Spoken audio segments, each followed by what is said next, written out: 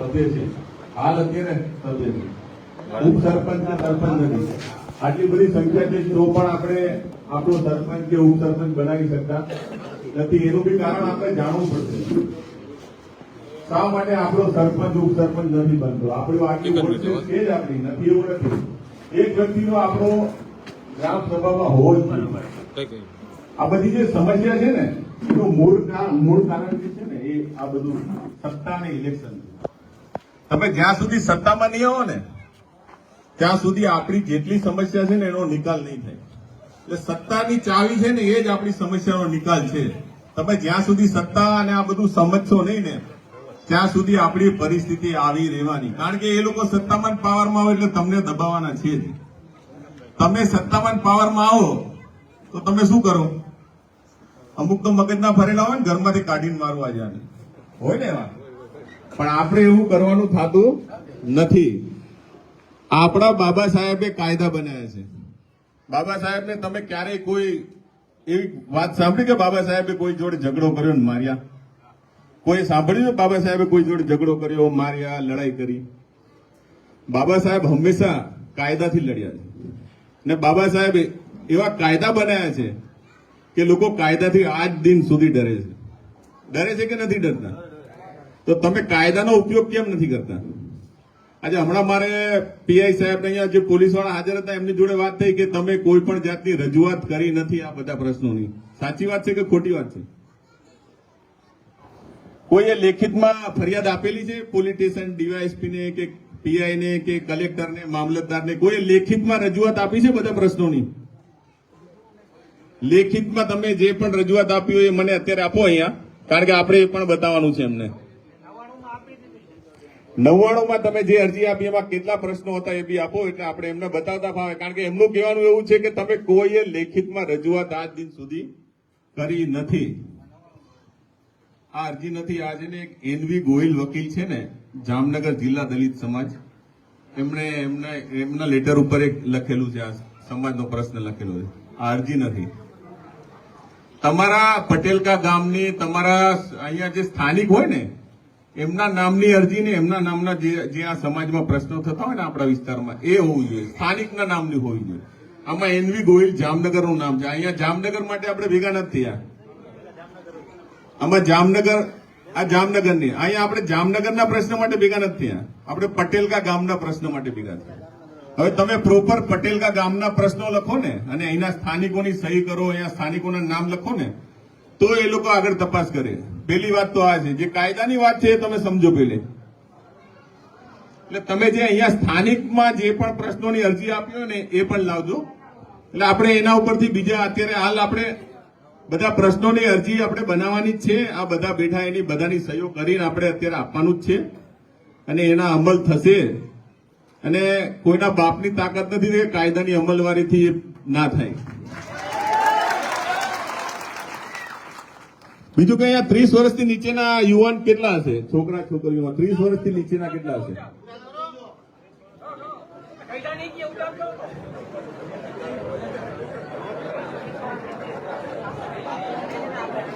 હાથ નીચે રાખો. હવે 10 થી ઉપર કેટલું ભણેલા છે? 10મા ધોરણથી હાથ નીચે કરો. 12 થી ઉપર ગ્રેજ્યુએટ કેટલા છે?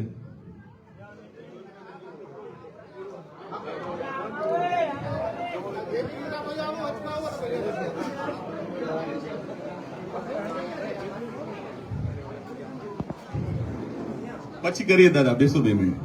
દાદા હમણાં તમારી વાત માઇકમાં સાંભળી. તમે હમણાં એવું કીધું કે હવે બધું તમારા હાથમાં છે. એના કરતા પહેલે તમે લડત કરીને આ લોકોને મેદાન ના અપાય સારું. બેસો 2 મિનિટ. એટલે આપણે આગળ વાત શરૂ કરીએ. હવે આપણે આટલા યુવાનો ભણેલા છે આપણા ગામમાં, આમાં કોઈ એલએલબી નથી કરેલું? એલએલબી એક, બીજું કોણ છે? 2. આ ગામમાં જ રહો છો ને? તો તમારે એક સારી ટાઈપ કરેલી અરજી બનાવવાની છે. અને મેં તમને અહીંયા આયા પહેલા પણ જાણ કરી હતી કે સારી આપણે ટાઈપ કરેલી અરજી બનાવવાની છે બધા પ્રશ્નોની. જો તમે એલએલબી કરતા હો ને તો તમને એટલું તો આવડવું જોઈએ. અને આ બધું ના આવડતું હોય તો શીખો. હવે એલએલબી કરો છો એટલે એટલું તો આવડવું જ જોઈએ તમારે. અત્યારે 10મા ધોરણના તમે સિટીમાં, હું અમદાવાદ સિટીમાં રહું છું, અમદાવાદ સિટીમાં, અને મારો આમ ડેકોરેશનનો ધંધો છે, ઇવેન્ટ ડેકોરેશન. મારા હાથ નીચે પટેલો પણ કામ કરે છે, શ્રવણો પણ કામ કરે છે, એવું નથી કરતા. સિટીમાં આવું છે, પણ ક્યારે આપણે ભણેલા ગણેલા અને વ્યવસ્થિત પૈસાદાર અને બધું આપણે આપણી રીતે હોઈએ એટલે કોઈ ના રોકી શકે તમને. આપણા હાથ નીચે બી બધા કામ કરે છે નથી. અને બાબા સાહેબે આપણે કીધું હતું કે ગામડા છોડો ને શહેરમાં આવો. અમારી બાબા સાહેબને કેટલા વાંચતા છે? બાબા સાહેબને કેટલા વાંચતા છે? બાબા સાહેબ તો આખું જીવન વાંચી લીધું બધાને ખબર છે ને. બાબા સાહેબ ને ક્લાસની બહાર બેસાડતા હતા, સ્કૂલની બહાર બેસાડતા હતા. અત્યારે તમે કોઈ પણ સ્કૂલમાં જાઓ તમને બાબા સાહેબનું ફોટો મળશે. મળે છે કે નહીં મળે? કોઈ પણ સ્કૂલમાં જાઓ, કોઈ પણ પોલીસ સ્ટેશનમાં જાઓ, કોઈ પણ કચેરીમાં જાઓ, બાબા સાહેબનું ફોટો દેખાય. આજે તમે વિચારો, ક્લાસની બહાર જે બેસતા હતા, આજે એમનો ફોટો રાખવું પડે છે ક્લાસમાં ને બધે. એટલે આપણે આવું બનવાનું છે. આપણે દાઢી ને મૂછો રાખીને લડાઈ કરવાનું, આપણે એવું નથી શીખવાનું. દાઢી મૂછ તો આજે બધા કરશે, એવું ના વિચારો કોઈ નહીં કરે, ના થઈને. આપણે તમને ખબર છે સિટીની અંદર આપણા સમાજના કરોડો રૂપિયાના હેર સલૂન ચલાવે. રોજના 1 લાખ રૂપિયાનો ધંધો છે એમનો, હેર સલૂન કરે. તો આપણે આપણા છોકરામાંથી બધા ધંધાદારી થાવ, 2-4 જણા હેર સલૂનની દુકાન પણ ખોલો. આપણે શા માટે એમના એ લોકો બાલ કાપે ત્યારે આપણે કપાઈએ? આપણે પણ હેર સલૂનની દુકાન ખોલો. ધંધામાં આપણે પણ આગળ રહેવાનું છે. અત્યારે કોમ્પિટિશનનો જમાનો છે. ધંધા રોજગારમાં બધા ધંધામાં અત્યારે આપણે પણ આગળ રહેવાનું છે.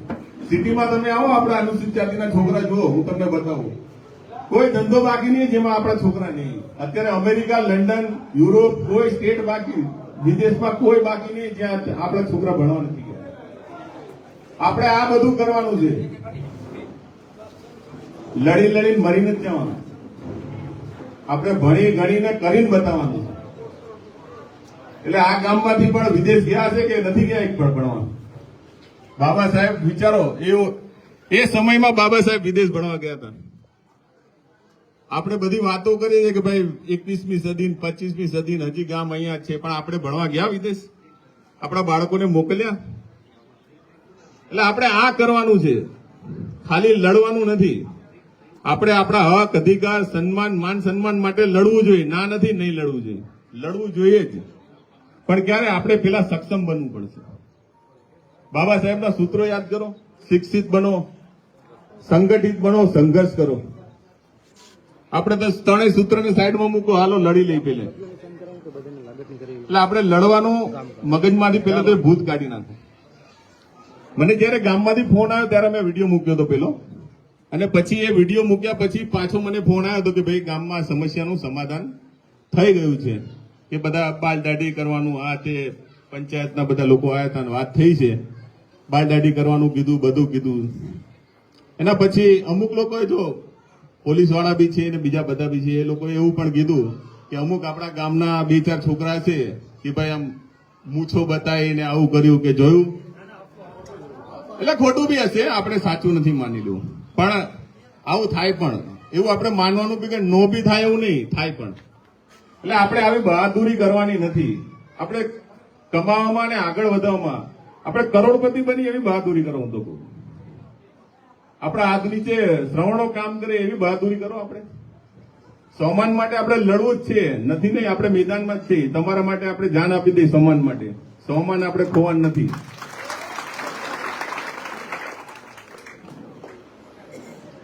આપણે અત્યારે કાયદાની જોવું, બે એલએલબી કરે છોકરા, પણ કાયદો જાણવામાં બધા અત્યારે મેં જોયું ગામમાં બધા અજ્ઞાન જ છે. કાયદાની કોઈને બહુ સમજણ છે નહીં. બધાને બસ એક સોશિયલ મીડિયામાં સાંભળીને એક વસ્તુ આવડી ગઈ છે, એટ્રોસિટી એક્ટ. પેલો આમ કરે તો હું એટ્રોસિટી કરી નાખું, પેલો આમ કરે તો હું એટ્રોસિટી કરી નાખું. પણ એટ્રોસિટી એક્ટ કઈ રીતે બન્યો, એ બનાવવામાં કેટલી મુશ્કેલી હતી ને કેમ બન્યો, કાયદો કોણે બનાવ્યો, શું કર્યું, પેલા આ બધું વાંચો, આ બધું સમજો. ગાંધીજીએ જયારે બાબા સાહેબ આપણે જે 2 વોટના અધિકારની વાત હતી ને પૂના કરારમાં, ત્યારે બાબા સાહેબે ગાંધીજીને કીધું હતું, ગાંધીજીએ ત્યારે કીધું કે આપણે અબડછેટ નાબૂદી પ્રથમ આપણે બનાવવું 1955માં. 1955માં અસ્પૃશ્ય નાબૂદીનો કાયદાની વાત થઈ હતી. એટલે ત્યારથી આવ્યો તો પણ અમલમાં આવ્યો નથી, કારણ કે રૂઢિચુસ્ત માણસો હાલ પણ ભારતમાં, આખા ભારતમાં જીવે છે. એવું નહીં આપણા ગામમાં રૂઢિચુસ્ત માણસ તો છે. બદલશું આપણે આખા ભારતની પરિસ્થિતિ બદલશું, નહીં બદલાય એવું નહીં. અત્યારે આપણા સાંસદ છે દિલ્હીની અંદર, ચંદ્રશેખર આઝાદજી. દરેક સમયે આપણા પ્રશ્નો તમે જોતા હશો વિડીયોમાં બધામાં, આપણા દરેક પ્રશ્નોનો ત્યાં વાંચવા મળે જ છે આપણને. પણ આપણે એ પ્રશ્નનું એકદમ સોલ્યુશન ક્યારે લાવી શકીએ ખબર છે? ચંદ્રશેખરભાઈ પ્રધાનમંત્રી બને ને ત્યારે. આપણે અહીંયા આટલું ગામ છે, આટલી વસ્તી છે, આપણે એક સરપંચ કે ઉપસરપંચ નથી બનાવતા, બોલો. અને આપણે સપના તો જોઈએ છે ને પ્રધાનમંત્રી બનાવવાના. એ ક્યારે સાકાર થાય? આપણે બરાબર આપણું વોટ શેરિંગ, આપણા વોટ કેટલા છે, આપણે વોટ કોને આપવો, દારૂ ચવાણું લઈને આપ્યા હોય એવું બી નહીં.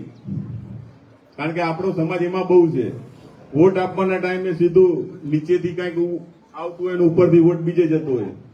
પછી ભલે ને બાદ દાઢી ના થાય, માર તો પેલાને જ આપો, એને મને 500 આપ્યા છે. આવું બી થાય છે ને. 500 રૂપિયા માટે આપણે બાદ દાઢીના પ્રશ્નોને ભૂલી જઈએ છીએ જયારે ઇલેક્શન હોય ત્યારે. એટલા માટે આપણે સરપંચ બી નથી ચૂંટી શકતા. આપણે સરપંચ ચૂંટવો હોય ને તો આપણે વફાદાર રહેવું પડે, ગામને, સમાજને ભાઈચારો રાખવો પડે. રહેવું પડે કે ના રહેવું પડે? પછી આપણે મગજમાં વેર રાખીએ કે આરો સામેવાળો ભલે મારો ભાઈ રહ્યો, આ સામે રહી જઈએ, પણ એ તો ના જ આવવો જોઈએ. ભલે પેલો આવે પણ આ ના આવવો જોઈએ.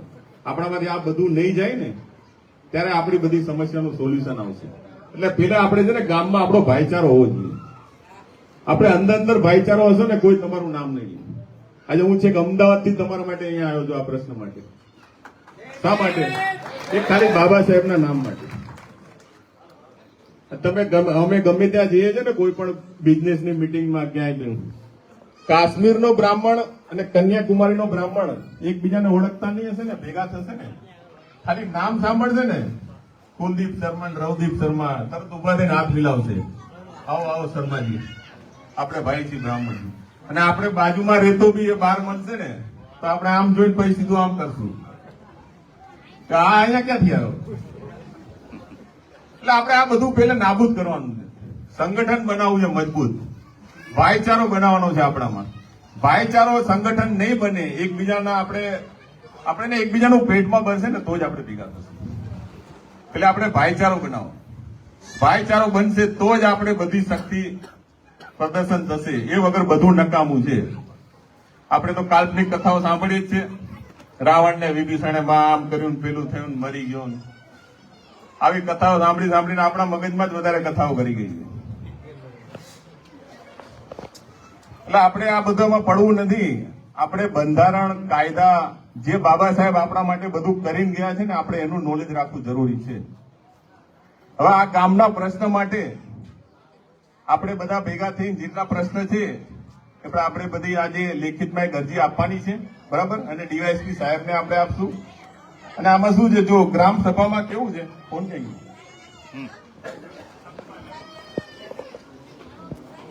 મામલતદાર આપણે જે હોય ને તકેદારી આયોગ હોય, એટલે તાલુકામાં મામલતદાર તકેદારી આયોગ હોય સમિતિમાં, તો આપણે આ બધા પ્રશ્નો છે ને સોલ્યુશન એ પણ કરી શકે, કારણ કે અધ્યક્ષ થાય. અને કલેક્ટર હોય ને એ પણ સમિતિના તકેદારીના સમિતિના અધ્યક્ષ થાય. એટલે કલેક્ટરને પણ આ બધું જોવામાં આવે છે કે ભાઈ આ થતું, પણ આપણે ક્યારે આપણા પ્રશ્નોને લઈને